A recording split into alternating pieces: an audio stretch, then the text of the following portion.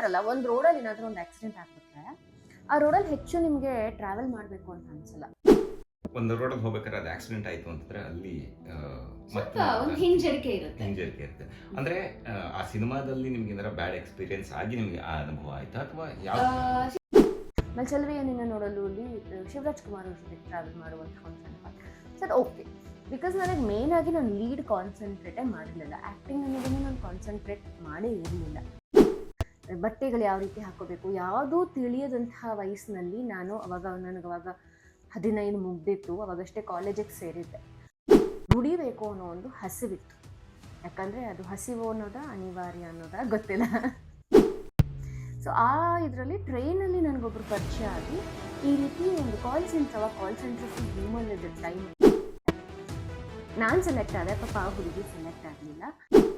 ಆವಾಗ ಯುಗ ಡೈರೆಕ್ಟರ್ ನನ್ನ ನೋಡ್ಬಿಟ್ಟು ಕಾಸ್ಟ್ ಮಾಡಿದ್ರು. ಈ ರೀತಿ ಎಲ್ಲ ಮಜಲುಗಳನ್ನು ನೋಡಿಕೊಂಡು ಬಂದು ಈಗ ಇಲ್ಲಿದ್ದೀನಿ ಅಷ್ಟೇ. ಅಲ್ಲ, ಅದು ಫಸ್ಟ್ ಎಕ್ಸ್ಪ್ರೆಷನ್ ಕರೆಕ್ಟಾಗಿ ಬಂತು. ಇವ್ರು ಹೀರೋಯಿನ್ ಅಂತ ಕರೆಕ್ಟಾಗಿ ಹೇಳಿದ್ರಿ.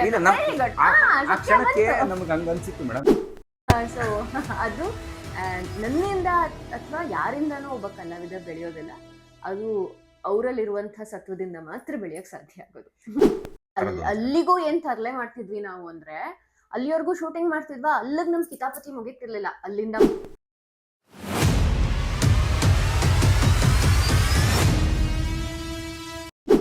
ಸ್ನೇಹಿತರೆ ನಮಸ್ತೆ. RKN ಸ್ಟುಡಿಯೋಸ್ಗೆ ನಿಮಗೆಲ್ಲ ಸ್ವಾಗತ.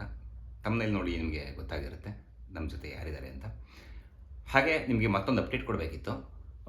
ತುಂಬ ಸತಿ ನಾನು ಪಾಡ್ಕಾಸ್ಟ್ ಮಾಡಿದಾಗ ಅದಾದಮೇಲೆ ತುಂಬ ಪ್ರಶ್ನೆಗಳು ನಿಮ್ಮ ಕಡೆಯಿಂದ ಬರುತ್ತೆ. ಸೊ ಆ ಪ್ರಶ್ನೆಗಳಿಗೆ ಮುಂಚಿತವಾಗಿ ನಾನು ಯಾರು ಬರ್ತಾರೆ ಅಂತ ಪೋಸ್ಟ್ ಹಾಕಿರ್ತೀನಿ. ಅದಕ್ಕೆ ನೀವು ಒಂದಷ್ಟು ಪ್ರಶ್ನೆಗಳು ಕೇಳ್ಬೋದು. ಹಾಗೆ ಒಂದು 3-4 ಜನ ಹೊಸ ಪಾಡ್ಕಾಸ್ಟ್ ಆಗಿರೋದ್ರಿಂದ ಅದಕ್ಕೆ ಪ್ರಶ್ನೆಗಳನ್ನು ಕೇಳಿದರೆ ಅವೆಲ್ಲದಕ್ಕೂ ಉತ್ತರವನ್ನು ಕೊಡ್ತೀವಿ. ಒಂದು ಮತ್ತೊಂದು, ಇದು ಕಂಟಿನ್ಯೂಸ್ ಆಗಿ ಒಂದು 1 ಅವರೋ ಅಥವಾ ಅರ್ಧ ಗಂಟೆನೋ ಅಥವಾ 2 ಅವರ್ಸು ನಡೆಯುವಂಥ ಒಂದು ಪಾಡ್ಕಾಸ್ಟ್ ಆಗಿರೋದ್ರಿಂದಾಗಿ ಸೊ ಒಂದೊಂದು ಎಪಿಸೋಡ್ ಬೈ ಎಪಿಸೋಡಾಗಿ ನಾನು ಹಾಕ್ತೀನಿ. ನಿಮ್ಮ ಪ್ರಶ್ನೆಗಳಿಗೆ ಉತ್ತರ ಅದರಲ್ಲಿ ಬಂದಿರುತ್ತೆ. ಯಾವ ಎಪಿಸೋಡಲ್ಲಿ ಬಂದಿರುತ್ತೆ ಅಂತ ನನಗೆ ಗೊತ್ತಿಲ್ಲ. ಸೊ ಅದನ್ನು ನೀವು ಸಬ್ಸ್ಕ್ರೈಬ್ ಮಾಡಿಕೊಂಡು ಬೆಲ್ ಐಕಾನ್ ಒತ್ತಿದ್ರೆ ನಾವು ಹಾಕೋ ಪೋಸ್ಟು ಅಥವಾ ನಮ್ಮ ಏನು ಪಾಡ್ಕಾಸ್ಟ್ ಯಾರು ಬರ್ತಾರೆ ಅವೆಲ್ಲವೂ ಸಹ ನಿಮಗೆ ತಿಳಿಯುತ್ತೆ. ದಯವಿಟ್ಟು ಆ ನಿಮ್ಮ ಪ್ರಶ್ನೆಗಳನ್ನು ಪಾಡ್ಕಾಸ್ಟ್ ಮುಗಿಯೋಕ್ಕೂ ಮುಂಚೆನೇ ಹಾಕಿದ್ರೆ ನಮಗೆ ಅನುಕೂಲ ಆಗುತ್ತೆ ಅಂತ ಹೇಳ್ತಾ, ಹಾಗೆ ನಮ್ಮ ಜೊತೆ ಕಾವ್ಯ ಶಾಸ್ತ್ರಿ ಅವರಿದ್ದಾರೆ. ಅವ್ರ ಬಗ್ಗೆ ತಿಳ್ಕೊಳ್ಳೋಣ. ಮೊದಲನೇದಾಗಿ ಕಾವ್ಯ ಶಾಸ್ತ್ರಿ ಅವರೇ ನಮಸ್ಕಾರ. ರಜನಿ ಅಂತ ಕರೆಯೋದಾ, ಪಚ್ಚಿ ಅಂತ ಕರೆಯೋದಾ ಗೊತ್ತಿಲ್ಲ ನನಗೆ. ರಜನಿ ಇವತ್ತಿನ ತನಕ ನೀವು ಕರೆದಿಲ್ಲ. ಯಾವಾಗಲೂ ಫೋನ್ ಮಾಡ್ರೆ ಹೇಳಿ ಪಚ್ಚಿ ಅಂತಾನೆ ಕರಿತೀವಿ ಅಂತಾನೆ ಇದು ಮಾಡ್ತೀರಾ. ಸೊ ಅದೊಂದು ಖುಷಿ ಇದೆ. ಅಂದರೆ ಪಾತ್ರದಲ್ಲಿ ನಮ್ಮನ್ನು ಗುರುತಿಸ್ತಾರೆ.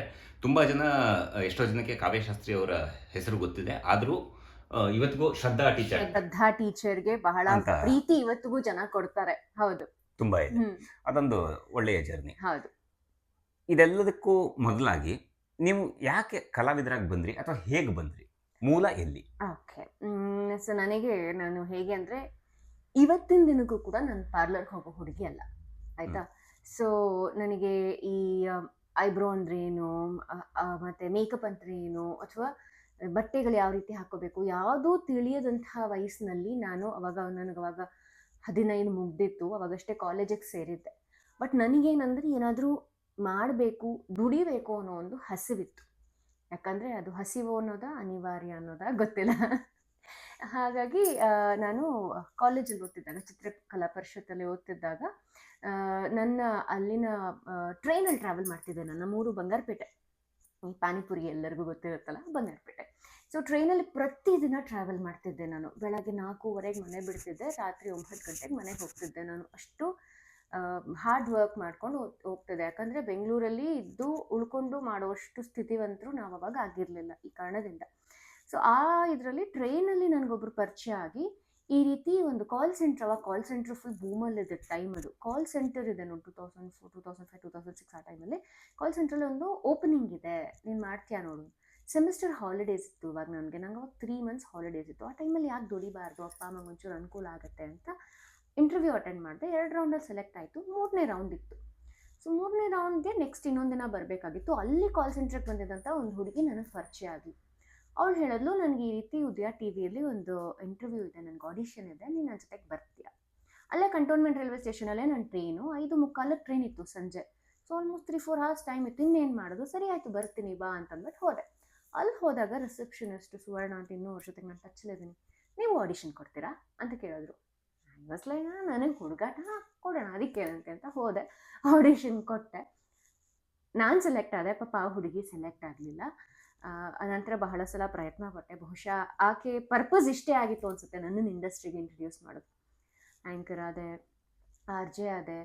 ಆಮೇಲಿಂದ ಯಾರೋ ಮಾಡಬೇಕಾಗಿತ್ತು ಶೋ, ಅವತ್ತು ಬರದೇ ಇದ್ದಿದ್ದ ಕಾರಣ ನನ್ನ ಪ್ರೋಗ್ರಾಮ್ ಪ್ರೊಡ್ಯೂಸರ್ ಫೋನ್ ಮಾಡಿಬಿಟ್ಟು ಅರ್ಜೆಂಟಾಗಿ ಬಂದು ಇದು ಮಾಡಿಕೊಡು ಅಂತಂದರು. ಸೊ ಅಲ್ಲೇ ಪಕ್ಕದಲ್ಲಿ ಚಿತ್ರಕಲಾ ಪರಿಷತ್ತಿಂದ ವಸಂತ ನಗರ ಎಷ್ಟು ಮಹಾ ದೂರ ಅಲ್ಲ, ಸರಿ ಹೋಗಿ ಮಾಡಿಕೊಡೋಣ ಅಂತ ಹೋದೆ. ಆವಾಗ ಯುಗ ಡೈರೆಕ್ಟರ್ ನನ್ನ ನೋಡಿಬಿಟ್ಟು ಕಾಸ್ಟ್ ಮಾಡಿದ್ರು. ಈ ರೀತಿ ಎಲ್ಲ ಮಜಲುಗಳನ್ನು ನೋಡಿಕೊಂಡು ಬಂದು ಈಗ ಇಲ್ಲಿದ್ದೀನಿ ಅಷ್ಟೇ. ಯುಗ ಅಂತ ಒಂದು ಪಿಕ್ಚರ್ ಬಗ್ಗೆ ಹೇಳಿದ್ರೆ, ನಾನು ನಿಮ್ಮ ಹತ್ರಕ್ಕೆ ಒಂದ್ಸತಿ ಮಾತಾಡಿದ್ದೆ, ಎಷ್ಟೋ ಜನಕ್ಕೆ ಅದು ಗೊತ್ತಿಲ್ಲ. ನಾನು ಕಾವಾ ಕಾಲೇಜಲ್ಲಿ ಓದ್ತಾ ಇದ್ದ ಕಾಲ ಅದು. ಆ ಟೈಮಲ್ಲಿ ದೊಡ್ಡ ಒಂದು ನ್ಯೂಸು, ಯುಗ ಪಿಕ್ಚರ್ ಹೀರೋಯಿನ್ನು ನಮ್ಮ ಕಾಲೇಜಿಗೆ ಬಂದ್ಬಿಟ್ಟಿದ್ದಾರೆ ಅಂತ. ಹೌದಾ, ಯಾರದು ಅಂತ. ಇವರು ಮೇಲ್ಗಡೆಯಿಂದ ನಾನು ಬಂದರೆ ಇವರು ಸ್ಕಲ್ಪ್ಚರ್ ಏನೋ ಇದನ್ನ ಪ್ರಿಂಟ್ ಮೇಕಿಂಗ್ ಪ್ರಿಂಟ್ ಮೇಕಿಂಗು ಇದಕ್ಕೆ ಇದು ಮಾಡ್ತಾಯಿದ್ರು. ಇವ್ರು ಹೀರೋಯಿನ್ನ ನಾನು ಇನ್ನೂ ಇಂಡಸ್ಟ್ರಿಗೆ ಬಂದಿರಲಿಲ್ಲ ಆ ಟೈಮಲ್ಲಿ. ಇವರು ಆಲ್ರೆಡಿ ಹೀರೋಯಿನ್ನು. ನಮ್ಮ ಕಾಲೇಜಲ್ಲಿ ಸಿಕ್ಕಾಪಟ್ಟೆ ದೊಡ್ಡ ನ್ಯೂಸು, ಯುಗ ಪಿಕ್ಚರ್ ಹೀರೋಯಿನ್ ಬಂದ್ಬಿಟ್ಟಿದ್ದಾರೆ. ಈಗ ಪಿಕ್ಚರ್ ಇನ್ನೂ ಮೇ ಬಿ ಶೂಟ್ ಆಗಿತ್ತು ಅಥವಾ ಇಲ್ವೋ ಗೊತ್ತಿಲ್ಲ, ಬಟ್ ಅನೌನ್ಸ್ಮೆಂಟ್ ಅಂತೂ ಆಗಿತ್ತು. ಇವರು ಹೀರೋಯಿನ್ ಅಂತ ಅನ್ನೋದು ತುಂಬ ಜನಕ್ಕೆ ಗೊತ್ತಿತ್ತು. ಸೊ ನಾವು ಬಂದು ನೋಡಿದ್ವಿ, ಇವರಾ, ಸರಿ ಬಿಡಪ್ಪ, ನಮಗೆ ಆಲ್ರೆಡಿ ದೊಡ್ಡ ಹೀರೋಯಿನ್, ನಾನು ಇನ್ನೂ ಇಂಡಸ್ಟ್ರಿಗೆ ಬಂದಿಲ್ಲ. ಅಲ್ಲ, ಅದು ಫಸ್ಟ್ ಎಕ್ಸ್ಪ್ರೆಷನ್ ಕರೆಕ್ಟಾಗಿ ಬಂತು ನೋಡಿ, ಇವ್ರು ಹೀರೋಯಿನ್ ಅಂತ ಕರೆಕ್ಟಾಗಿ ಹೇಳಿದ್ರಿ. ಆ ಕ್ಷಣಕ್ಕೆ ನಮ್ಗೆ ಹಂಗೆ ಅನ್ಸಿತ್ತು ಮೇಡಮ್, ಇವ್ರು ಹೀರೋಯಿನ್ನ, ಸರಿ ಬಿಡಪ್ಪ ಅಂತ. ಆಮೇಲೆ ಒಂದಿನ ಅವೆಲ್ಲ ಮುಗೀತು. ಅದಾದಮೇಲೆ ನನ್ನ ಜರ್ನಿ ಬೇರೆ ಆಯಿತು. ಹಾಗೆ ನಾನು ಥಿಯೇಟ್ರಿಗೆ ಬಂದು ಅಲ್ಲಿಂದ ಸಿನಿಮಾ ಮತ್ತು ಸೀರಿಯಲ್ಲು ಈಗ ಮಾಡ್ಕೊಂಡು ಬಂದೆ. ಬಟ್ ಒಂದು ಫೈನ್ ಡೇ ಇವ್ರ ಜೊತೆ ಆ್ಯಕ್ಟ್ ಮಾಡೋ ಅಂತ ಇದು ಬಂತು, ಅದ್ರ ಬಗ್ಗೆ ಆಮೇಲೆ ಮಾತಾಡ್ತೀನಿ. ಸೊ ಯುಗ ಪಿಕ್ಚರ್ ನಿಮಗೆ ಸಿಕ್ತು, ಅದಾದ ನಂತರದ ಸಿನಿಮಾಗಳು ಹೇಗೆ ಬಂತು? ಯುಗ ಸಿನಿಮಾಗೂ ಕೂಡ ನಾನು ನಾಯಕಿ ಅಂತ ನನಗೆ ಗೊತ್ತೇ ಇರಲಿಲ್ಲ. ನಾನು ಮಾಡಲ್ಲ ಅಂತಾನೆ ಹೇಳಿದ್ದೆ. ಸರಿ, ಒಂದು ಸಣ್ಣ ಪಾತ್ರ ಇದೆ ಮಾಡು ಅಂತ ಹೇಳಿದ್ರು. ಆ ಸಣ್ಣ ಪಾತ್ರ ನಾಯಕಿಯ ಪಾತ್ರ ಅಂತ. ಆಮೇಲೆ ನಾನು ಪ್ರೆಸ್ ಮೀಟಿಗೆ ಹೋದಾಗ ನನಗೆ ಗೊತ್ತಾಯಿತು. ಅದು ಬಿಟ್ಟರೆ ನನಗೆ ಆ್ಯಕ್ಟಿಂಗ್ನ ಗಂಧ ಗಾಳಿ ಕೂಡ ಗೊತ್ತಿಲ್ಲದಂತಹ, ಏನೋ ಗೊತ್ತಿಲ್ಲದಂತಹ ಟೈಮಲ್ಲಿ ನನಗೆ ಇಡೀ ಸಿನಿಮಾ ಮುಗಿದ ಮೇಲೂ ಕೂಡ ಸಿನಿಮಾ ಕತೆ ಗೊತ್ತಿರಲಿಲ್ಲ. ಅಷ್ಟು ನೈವಾಗಿದ್ದಾಗ ಮಾಡಿದಂತಹ ಸಿನಿಮಾ ಅದು. ಹೀಗಾಗಿ ಅಷ್ಟೇನೂ ಒಳ್ಳೆಯ ಅನುಭವಗಳು ಆಗದಂತಹ ಸಿನಿಮಾ ಆದ ಕಾರಣ ಅದನ್ನ ನಾನು ಅಷ್ಟಾಗಿ ನೆನೆಸ್ಕೊಳ್ಳೋದು ಇಲ್ಲ. ಅದಾದ ನಂತರ ಯಾವ ಸಿನಿಮಾಗಳು ಬಂತು? ಅದಾದ ನಂತರ ನನಗೆ ಅವಾಗ ಅದು ಹೇಳ್ತಾರಲ್ಲ, ಒಂದು ರೋಡಲ್ಲಿ ಏನಾದರೂ ಒಂದು ಆಕ್ಸಿಡೆಂಟ್ ಆಗ್ಬಿಟ್ರೆ ಆ ರೋಡಲ್ಲಿ ಹೆಚ್ಚು ನಿಮಗೆ ಟ್ರಾವೆಲ್ ಮಾಡಬೇಕು ಅಂತ ಅನ್ಸಲ್ಲ, ಸ್ವಲ್ಪ ನಿಮ್ಮ ಮನಸ್ಸಲ್ಲಿ ಭಯ ಹುಟ್ಕೊಂಡ್ಬಿಡುತ್ತೆ. ಹೀಗಾಗಿ ಸಿನಿಮಾಗಳನ್ನು ನಾನು ಅಷ್ಟು ಆಯ್ಕೆ ಮಾಡ್ಕೊಂಡೇ ಇಲ್ಲ. ತುಂಬ ಆಫರ್ಸ್ ಏನೋ ಬಂತು, ಯಾಕಂದರೆ ಒಂದು ದೊಡ್ಡ ಸಿನಿಮಾ, ಅದು ದೊಡ್ಡ ಮಟ್ಟದ ಹೆಸರು ಮಾಡಿದಂತಹ ಸಿನಿಮಾ ಅದು. ಬಟ್ ಆವಾಗ ನನಗೆ ಓದಬೇಕು ಮಾಡಬೇಕು ಅಂತಲೇ ಇತ್ತು. ಅದಾದ ನಂತರ ಅನುವಲ್ಲಿ ಒಂದು ಸಣ್ಣ ಒಂದು ದಿನದ ಪಾತ್ರ ಅಂತ ಕೇಳಿದ್ರು, ನನ್ನ ಪರಿಚಯದವರೇ ಆಗಿದ್ರನ್ನ ಸರಿ ಅಂತಂದೆ. ಆಮೇಲೆ ಚೆಲುವೆಯ ನಿನ್ನ ನೋಡಲು ಅಲ್ಲಿ ಶಿವರಾಜ್ ಕುಮಾರ್ ಅವ್ರ ಜೊತೆಗೆ ಟ್ರಾವೆಲ್ ಮಾಡುವಂತಹ ಒಂದು ಸಣ್ಣ ಪಾತ್ರ. ಸರ್ ಓಕೆ, ಬಿಕಾಸ್ ನನಗೆ ಮೇನ್ ಆಗಿ ನಾನು ಲೀಡ್ ಕಾನ್ಸಂಟ್ರೇಟೇ ಮಾಡಿರಲಿಲ್ಲ, ಆ್ಯಕ್ಟಿಂಗ್ ಅನ್ನೋದನ್ನು ನಾನು ಕಾನ್ಸಂಟ್ರೇಟ್ ಮಾಡೇ ಇರಲಿಲ್ಲ. ಹೀಗಾಗಿ ನಾನು ಅಷ್ಟಾಗಿ ಸಿನಿಮಾಗಳ ಆಯ್ಕೆ ಮಾಡ್ಕೊಂಡಿಲ್ಲ. ಇವತ್ತಿನ ದಿನಕ್ಕೂ ಕೂಡ ಒಳ್ಳೆಯ ಪಾತ್ರ, ಈಗ ನನಗೆ ಸಿನಿಮಾ ಅಂದರೆ ಏನು, ಆ್ಯಕ್ಟಿಂಗ್ ಅಂದರೆ ಏನು ಅಂತ ಗೊತ್ತಿರೋದ್ರಿಂದ ಪಾತ್ರಕ್ಕೆ ಒತ್ತನ್ನು ಕೊಡ್ತೇನೆ ಹೊರತು, ಅಂದರೆ ಪಾತ್ರದ ಪ್ರಾಮುಖ್ಯತೆಗೆ ಒತ್ತನ್ನು ಕೊಡ್ತೇನೆ ಹೊರತು ಇವತ್ತಿಗೂ ನನಗೆ ಲೀಡ್ನ ವ್ಯಾಮೋಹ ಇಲ್ಲ. ಓಕೆ, ನೀವು ಆಗಲೇ ಹೇಳಿದ್ರಿ ಒಂದು ರೋಡಲ್ಲಿ ಹೋಗ್ಬೇಕಾದ್ರೆ ಅದು ಆಕ್ಸಿಡೆಂಟ್ ಆಯಿತು ಅಂತಂದರೆ ಅಲ್ಲಿ ಹಿಂಜರಿಕೆ ಇರುತ್ತೆ. ಅಂದರೆ ಆ ಸಿನಿಮಾದಲ್ಲಿ ನಿಮ್ಗೆ ಏನಾರ ಬ್ಯಾಡ್ ಎಕ್ಸ್ಪೀರಿಯನ್ಸ್ ಆಗಿ ನಿಮಗೆ ಆ ಅನುಭವ ಆಯ್ತಾ ಅಥವಾ ಯಾವ? ಬ್ಯಾಡ್ ಎಕ್ಸ್ಪೀರಿಯನ್ಸ್ ಅಂತಂದರೆ ಪುಣ್ಯಕ್ಕೆ ಏನಪ್ಪ ಅಂದರೆ, ನನಗೆ ಇಷ್ಟು ವರ್ಷದಲ್ಲಿ ಯಾವುದೇ ರೀತಿಯ ಕಾಸ್ಟಿಂಗ್ ಕೌಚ್ ಆಗಿರ್ಬೋದು ಅಥವಾ ಫಿಸಿಕಲ್ ಅಬ್ಯೂಸ್ ಆಗಿರ್ಬೋದು, ಆ ಥರದ ಯಾವುದೇ ರೀತಿಯ ಎಕ್ಸ್ಪೀರಿಯನ್ಸ್ ಇಲ್ಲಿವರೆಗೂ ಆಗಿಲ್ಲ. ಬಹುಶಃ ನಾನು ನಡ್ಕೊಳ್ಳೋ ರೀತಿನೋ ಅಥವಾ ಅವ್ರು ನನ್ನ ನೋಡೋ ರೀತಿನೋ ಗೊತ್ತಿಲ್ಲ, ನನಗೆ ಆ ಥರದ್ದು ಯಾವತ್ತೂ ಆ ರೀತಿ ಎಕ್ಸ್ಪೀರಿಯನ್ಸ್ ಆಗೇ ಇಲ್ಲ. ಬಟ್ ಅನುಭವಗಳು ಎಮೋಷ್ನಲಿ ನನ್ನನ್ನು ಬಹಳ ಕುಗ್ಸುವಂತಹ ಸಾಕಷ್ಟು ವಿಚಾರಗಳು ಆ ಸಿನಿಮಾದಲ್ಲಿ ನನಗಾಗಿತ್ತು. ಹೀಗಾಗಿನೇ ನನಗೆ ಅಷ್ಟು ಇಷ್ಟ ಆಗಲಿಲ್ಲ. ಓಕೆ, ಅದಾದ ನಂತರ ನೀವು ಸೀರಿಯಲ್ ಇಂಡಸ್ಟ್ರಿಗೆ ಹೇಗೆ ಬಂದಿದ್ದು? ಅದಾದ ನಂತರ ಹಾಗೆ ಮಾಡ್ತಿದ್ದೆ. ನಾನು ಮೊದಲು ಮಾಡಿದಂತಹ ಸೀರಿಯಲ್ ನಾನು ಮತ್ತೆ ಅಕುಲ್ ಬಾಲಾಜಿ ತೆಲುಗುಲ್ಲಿ ಪೆಳ್ಳಿ ನಾಟಿ ಪ್ರಮಾಣಾಲು ಅಂತ ಒಂದು ಸೀರಿಯಲ್ಲು. ಅರ್ಕಾ ಮೀಡಿಯಾ ಅವ್ರ ಕಡೆಯಿಂದ ನಾನು ಅಕುಲು ತೆಲುಗುಲ್ಲಿ ಸೀರಿಯಲ್ ಮಾಡಿದ್ದು ನಾನು. ಇಲ್ಲಿ ಆ್ಯಂಕರಿಂಗ್ ಎಲ್ಲ ಮಾಡ್ತಾ ಇದ್ದೆ. ಅದಾದ್ಮೇಲೆ ತೆಲುಗು ಸೀರಿಯಲ್ ಮಾಡಿ ಅದು ಸೂಪರ್ ಡೂಪರ್ ಹಿಟ್ ಸೀರಿಯಲ್. ನಮ್ಮ ಪೇರ್ ಇವತ್ತಿಗೂ ಕೂಡ ಅಭಿಭೂಮಿ ಅಂತಂದರೆ ಶ್ರದ್ಧಾ ಭುವನ್ ಅಂತ ಏನು ಜನ ಕರೀತಾರೆ ಅದರಷ್ಟೇ ಇವತ್ತಿಗೂ ಆಲ್ಮೋಸ್ಟ್ 15 ವರ್ಷ ಆಯಿತು ಅನ್ಸುತ್ತೆ, ಇವತ್ತಿಗೂ ಜನ ಅಷ್ಟೇ ಪ್ರೀತಿಯಿಂದ ನೋಡ್ತಾರೆ. ಆ ಥರದೊಂದು ಸೀರಿಯಲ್ ಮಾಡಿದೆ. ಅದಾದ ನಂತರ ಒಂದು ರಾಣಿವಾಸಂ ಅಂತ ಒಂದು ಸೀರಿಯಲ್ ಮಾಡಿದೆ, ಮತ್ತು ಮೂಡು ಮುಳ್ಳ ಬಂದು ಅಂತ ಒಂದು ಸೀರಿಯಲ್ ಮಾಡಿದೆ. ಇದೆಲ್ಲ ತೆಲುಗು ಅಲ್ಲಾಯಿತು. ಆಮೇಲೆ ಆ್ಯಂಕರಿಂಗ್ ಮಾಡ್ತಿದ್ದೆ, ಕಾರ್ಪೊರೇಟ್ ಶೋಸು ನಂದು ಅದು ಇದು ಎಲ್ಲ ನಡೀತಾ ಇತ್ತು.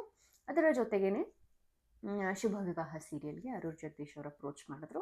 ಕನ್ನಡದಲ್ಲಿ ನನ್ನ ಮೊದಲನೇ ಸೀರಿಯಲ್ ಶುಭ ವಿವಾಹ. ಅದರಲ್ಲಿ ಶ್ರದ್ಧಾ ಟೀಚರ್ ಅಂತ ಹೇಳಿ ಸಿಕ್ಕಾಪಟ್ಟೆ ಫೇಮಸ್ ಆಗಿದ್ರಿ.